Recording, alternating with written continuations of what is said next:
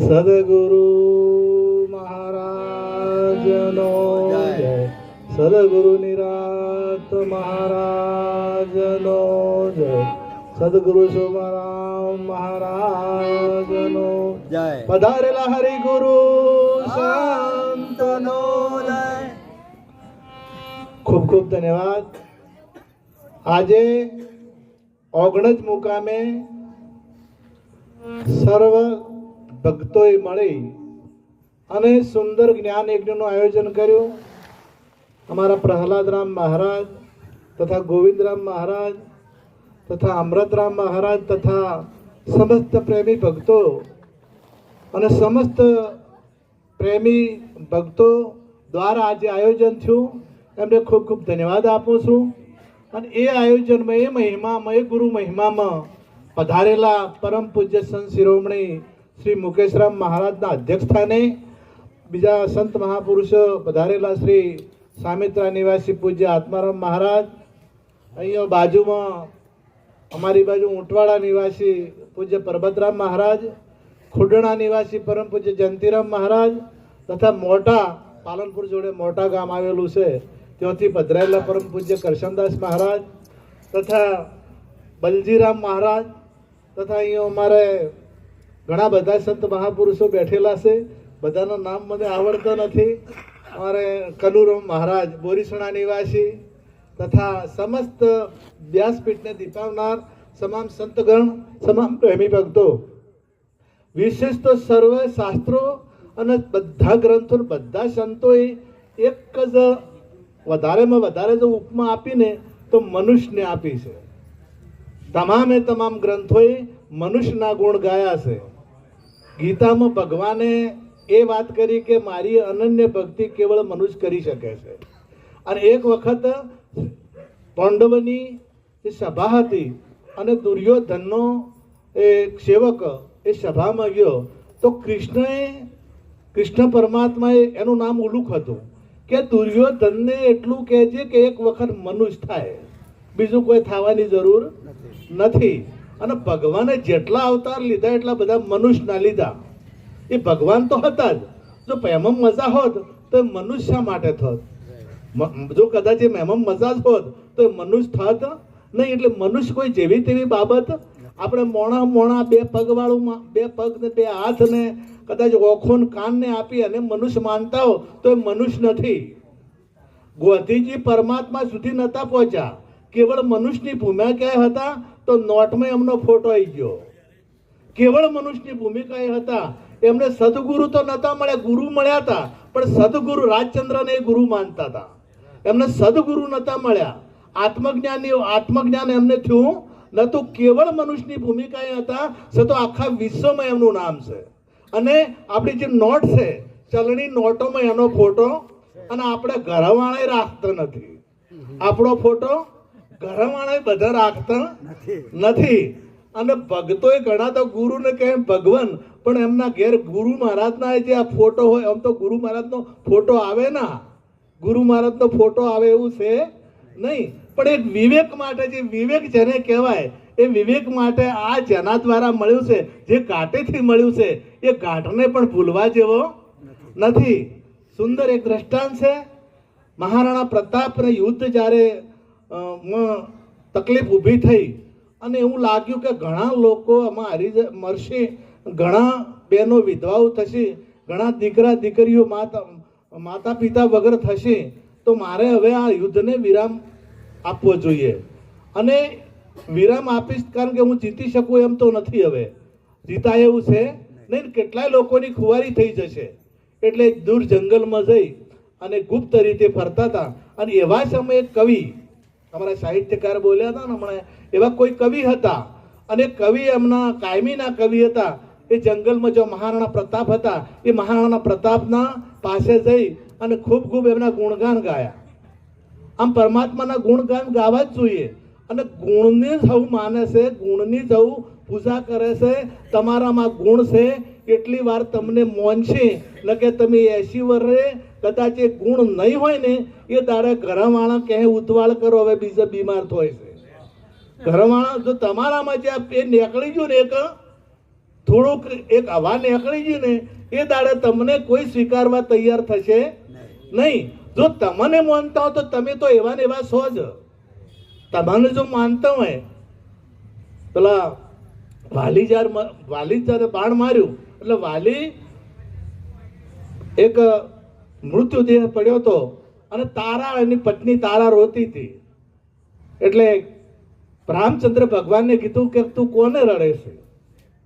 જો કદાચ આ શરીરને રડતી હોય, આ શરીરને રોતી હોય તો શરીર તો અહીંયા પડ્યું છે, અને જો વાલીને રડતી હોય તો વાલીને કઈ થયું નથી. વાલી એમનો એમ છે. વાલી મન જાય તે ન મ્રિય તે ન ભૂતવા ભૂય અજો નિત્ય શાસ્ત્ર પુરાણો અન્ય તે અન્ય માને શરીરે. એ જાય એવો નહીં, કે આવે એવો નહીં, મરે એવો નહીં, કે જન્મે હોય. એ ભૂતકાળ, ભવિષ્યકાળ અને વર્તમાન કાળ, એ ત્રણ કાળમાં જેવો છે તેવો એ છે. અને આ જે છે એ આ શરીરનું જો પરિવર્તન થાય છે, બીજા શરીરનું પરિવર્તન થતું નથી. અને તો શરીર તો એવું ને એવું પડ્યું છે. શરીરને તમે માનતા હો તો શરીર એવું ને એવું પડ્યું છે, અને પેલાને કઈ થયું. આ કદાચ આ વીજળી છે, વીજળી, આ વીજળીનો જે મને શું કહેવાય ફોક્સ, હા, એ કદાચ ફૂટી જાય તો વીજળીને કઈ થાય? જે લાઈટ છે ને વાયર કપાઈ જાય તો, વાયર કપાઈ જાય, કદાચ વાયર કપાઈ જાય તો વીજળી કપાય. અને કદાચ પેલું જે ફીડર છે એ ફીડર આખું કદાચ પડી જાય તો એમાં લાઈટ છે અને લાઈટને કઈ થાય? આ પ્રત્યક્ષ પ્રમાણ છે. એક આ વૈજ્ઞાનિકે જે એને સંશોધન કરી અને આપણા ઉપયોગ માટે બતાવ્યું છે, તો એનું આ સાધન ફૂટી જાય તો એને કોઈ થતું નથી. એ એમનું એમ રહેશે. એક ભાઈએ મને કીધું કે બધી જગ્યાએ પરમાત્મા છે. સર્વભૂત સ્થાનમ સર્વભૂતાની જ આત્માની ઈક્ષત યોગ યુક્ત આત્મા સર્વત્ર સમ દર્શનમ. બધી જગ્યાએ ભગવાન છે અને બધામાં પરમાત્મા વસેલો હોય તો બધાના વિચારો કેમ એક જેવા નહીં? બધાના ભાવ કેમ એક જેવા નહીં? બધાય કેમ સજ્જન નહીં? બધાય કેમ સંત નહીં? કોઈ ગુંડા છે, કોઈ ત્રાસવાદી છે, કોઈ કુડિયા છે, કોઈ કપટિયા છે, કોઈ લોચ રૂશ્વત વાળા છે. તમે આ ઘણા કોમ્પોર્ડો કર્યા ને એ ભણેલા કર્યા. આ ખેડૂત કોઈ કમ્પોર્ડ કરી જ ના શકે. મોટી મોટી બેંકો કહી જાય તો કોણ ખાઈ જાય? એ રાય ભણેલા કે ને અમારા બનાસકોઠા મેં પૂરો પેપરમાં આવ્યું હતું કે સરપંચો સંડાસ ખાઈ ગયા. આ સાચી વાત છે. જે સરકારે આવેલો સંડાસ ખાઈ જાય, રોડ ખાઈ જાય, તમારે ડોમર ખાઈ જાય. આજે ડોમર છે ને આખો ખાઈ જાય. હવે આ વિચાર કરો કે આવા કેમ મોટી મોટી તમે ઓફિસમાં જો ને એટલે સરસ સફેદ કપડા પહેરેલા હોય, કેટલા બધા સુંદર દેખાતા હોય, પણ જરાક એની વિચાર અને એને તમે રેણી કેણીને જુઓ ને તો તમને અસુર દેખાશે. અંદર અસુર દેખાશે. તો કેમ આ રાક્ષસો? રાવણ નામ પરમાત્મા નતો? રાવણમાં હતો, રણાક્ષિપુમાં નતો, આ બધી જગ્યાએ હતો. તો બીજા વિચારો કેમ? મેં કીધું મને બીજી તો ખબર પડતી નહીં, પણ આ લાઈટ એક છે. એટલે હીટર હોય ને, હીટર તો એ ગરમ થાય, અને એસી હોય ને તો એ ઠંડુ થાય, અને બોરની મોટર હોય ને તો મોટર બહાર પોણી લાવે, અને પંખો હોય તો હવા કરે, અને આ ફોક્સ હોય તો પ્રકાશ કરે, અને સાઉન્ડ હોય તો અવાજ કરે. આ બધામાં વીજળી એક છે. તો બધે જ નોખા કામ કરે છે. એ ભાઈને મેં પૂછ્યું, કીધું આ વીજળી એક છે તો બધાના કામ કેમ અલગ અલગ છે? જે આનું કારણ શું? કે તો સાધનો એવા છે. આ સાધનો આજે સાધન શેમાં ફેર છે? લાઈટ તો એકની એક છે કે, અને તાર ફેર શેમાં છે? આ સાધનમાં ફેર છે. આ જે છે ને આ સાધન, આ બધા સાધનો, આ બધા સાધનો. એટલે આ ફેર અહીંયા છે, પેલામાં કોઈ ફેર નથી, રહેવા વાળામાં કોઈ ફેર નથી. તમારા જેવા અંતકરણો એવું આ કરે, જેવા અંતકરણો હોય એવું આર્ય કરે છે. આ બીજું કોઈ કરતો નથી. અંતકરણો હોય એવું જ કરે. એટલે આપણે મહારાણા પ્રતાપની વાત ચાલતી હતી કે કવિ ત્યાં જઈ અને સલામ કર્યા, ગુણગાન ગાયા. અને ગુણનું મહત્વ બહુ મોટું છે. આપણે પહેલા પણ હું કહી ચૂક્યો કે ગુણને જ મોને છે. તમારી પત્ની ગમે એટલી વાલી છે, તમારો પતિ ગમે એટલો વાલો હશે, માતા પિતા ગમે એટલો વાલો હશે, પરંતુ જે દાડે આ ગુણહીન શરીર હશે, ગુણહીન શરીર નહીં હોય, આ ગુણ નહીં હોય, ગુણહીન થઈ જશે, તે દાડેની કોઈ કિંમત આંકતા તરત જ એને શમશાને લઈ જશે, બાળી નાખવામાં આવે છે, અથવા તો એમાં એ શેક નહીં. એ સર્વભૂત સાનમ કીધો તો એ મળદામ શેક નથી, મળદામય છે. તો જો પરમાત્માની સાથે પ્રેમ હોય તો એ શું કામ એમ કરે છે? એટલે પરમાત્મા તો કોઈ મોને એમ નહીં, પરમાત્માની કોઈને પડી નથી. આખું જગત ગુણને મોને છે, ગુણને જ ભગવાન મોને છે અને ગુણને જ મોને છે. જો એને પરમાત્માની જ પડી હોય તો કોઈ દાડો એ શરીરને આખા પાછું કરે નહીં. અને એટલા માટે પેલા ગુણગાન બહુ ગાયા. અને પછી મહારાણા પ્રતાપે કીધું કે કવિરાજ, તમને કાયમી માટે મેં આપ્યું છે, પણ આજે મારી પાસે કઈ શક્તિ તમને આપવાની નથી. એટલે કવિરાજે કીધું કે બાપુ, તમે તો મને બહુ આપ્યું છે, મારી 3-4 પેઢી ચાલે એટલું મારા પડ્યું છે, પણ તમારો ઉપકાર હું ભૂલી શકતો નથી અને તમારા જેવા મહાપરાક્રમી રાજાના દર્શન કરવા માટે જ આવ્યો છું. એટલે દર્શન કરવા બીજું મારે કોઈ હેતુ નથી. પણ મહારાણા પ્રતાપે કીધું કે હું કાયમી તને આપતો રહ્યો છું, અને જે આપે એ આપે છે. એ કોઈ દાડો એ ગમે તેવી પોઝિશન આવે, ગમે તેવી પરિસ્થિતિ આવે. મારો એક જાત અનુભવ છે. એક મહાત્મા આવેલા અને મહાત્મા કે મારે આ નર્મદા કિનારે હવન કરવો છે, તો કે તમે મારા હાથે આવો ને. થોડા પરિચિત હતા એટલે એક ઘેર એમ ગયા. મારે જવું નતું, પણ બીજા 2-3 જણા મારા હંગાથી હતા, જવું નતું તો એ ઘેર ગયા. અને બેને 5 કિલો બાજરી વેચાતી લાવી, 5 કિલો બાજરી વેચાતી લાવેલી હતી અને એમાંથી અડધી આપી દીધી.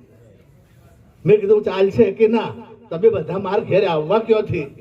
વેચાતી લઈ મારી નજરે જોયેલી મેં વાત છે. એટલે જે આપે તો આપે, એ કોઈ દાડો પાછો ના પડે. સુર જે દાનવીર હોય, જે સુરા હોય, એ ગમે તેવી જગ્યાએ પોતાનું સુરા પણ એ ગમે કોઈ તો અન્યાય થતો હોય તો સુરો કોઈ દાડો પાછો પડે. અને દાનવીર કદાચ એના પાસે ના હોય તો એ ગમે તેમ કરીને પણ એને આપે ને. એટલે મહારાણા પ્રતાપે પાઘડી હતી ને માથાની એ આપી દીધી. હવે પાઘડી પહેરી અને કવિ બધે જાય, કવિ તો ગમે ત્યાં જાય. કોઈ પણ એના વિરોધી મહારાણા પ્રતાપના વિરોધી વાત હોય તો એમના ત્યાં પણ જાય. કવિને શેમાળો ના હોય, કવિને સીમ હોય નહીં. કોઈ પણ ક્ષેત્રમાં કવિ જઈ શકે. એ એના જે વિરોધી બાદશાહ હતા એના દરબારમાં જઈને ખૂબ ગુણગાન ગાયા. પેલા બાદશાહે વિચાર કર્યો કે જેટલા કવિઓ આવે ને એટલા માથું નમાવે. પેલું સિજદા કે એવું કઈ કહે છે ને, મને એવી ભાષા આવડતી નહીં, આ તમે બધા બોલતા તે હું એવું ભણેલો નહીં એટલું બધું. એટલે એ બધું એને કર્યું ના, મસ્તક ના નમાયું, ટૂંકમાં મસ્તક નમાયો. એટલે બાદશાહે કીધું કે તું ગુણગાન બહુ ગાય છે અને બહુ સારું બોલે છે, પણ આ મસ્તક કેમ નહીં નમાવતો? કે બાપુ, હું તો આખો પડી છું અને મારું માથું આખું તમારા ચરણોમાં પડી જાય, પણ જેની પાઘડી મારા માથે છે ને એ તમને ઝૂક્યો નથી, એટલે પાઘડીની લાજ ના જાય એટલા માટે હું નમતો નથી. આ પાઘડીની લાજ ના જાય. આ પાઘડી main is nothing but crown of correction. 1-2 શબ્દો મને યાદ રહી ગયેલા, આવડતું નથી હો. આ પ્રકૃતિનો સરતાજ છે ને, પ્રકૃતિનો જે સરતાજ એટલે પ્રકૃતિનો મુગટ એ મનુષ્ય કીધો છે. પ્રકૃતિનો મુગટ છે એ મનુષ્ય. આ વિશ્વની જે પ્રકૃતિ છે એનો આ મુગટ છે એ મનુષ્ય છે. એટલે મનુષ્ય જે કરી શકે છે એ બીજું કોઈ કરી શકતો નહીં. હું બીજી ભૂમિકા નહીં, પણ હવે આદી વાત કરું. તમારે અત્યારે ઢાઢ પડે છે એટલે કોબળા ઓઢવા તો ઓઢી કો કે ના ઓઢી કો? તમારે કદાચ જર્સીઓ પહેરવી હોય તો પહેરી શકો કે ના પહેરી શકો? તમારે 25,000ની સાડી પહેરવી હોય તો એ બહેનો પહેરી શકે કે ના પહેરી શકે? અમારે પાટણમાં પટોળા 1.5 લાખ 2 લાખ 2.5 લાખ ના મળે તો એ લોકો લઈ જાય છે. હવે આમાં પહેરવા હોય તો એ પહેરી શકે. અને ટૂંકમાં એ કીધું કે નર એસી કરણી કરે તો નરકા નારાયણ. ત્રાસવાદુ થવું હોય તો એ તમારી મરજી, અને ગુંડા થવું હોય તો એ તમારી મરજી, ભગત થવું હોય તો એ તમારી મરજી, અને દારૂડિયા થવું હોય તો એ તમારી મરજી. આ બધું કોરો ચેક છે, તમારામાં શું લખવું?